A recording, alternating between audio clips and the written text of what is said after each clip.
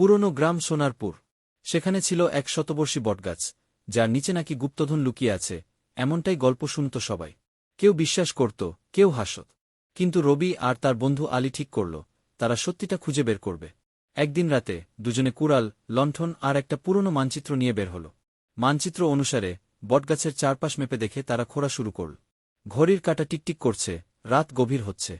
হঠাৎ ঠং, কুড়াল কিছু শক্ত জিনিসে লাগল। তারা উত্তেজনায় মাটি সরিয়ে দেখল, একটা পুরনো লোহার বাক্স। আলীর হাত কাঁপছিল। ধীরে ধীরে বাক্স খুলল, ভেতরে চকচকে সোনার মুদ্রা। কিন্তু ঠিক তখনই ঝোপের মধ্যে শব্দ হল। দুজনে ভয় পেয়ে পেছনে তাকাল। গ্রামের প্রহরী রামু কাকা দাঁড়িয়ে। তিনি বললেন, এই ধন গ্রামের জন্য, লোভ মানুষের সর্বনাশ ডেকে আনে। রবি ও আলী মাথা নিচু করল।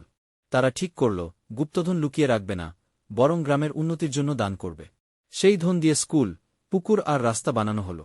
সেদিন থেকে সোনারপুর শুধু নামেই নয়, কাজে সত্যিকারের সোনার গ্রাম হয়ে উঠল।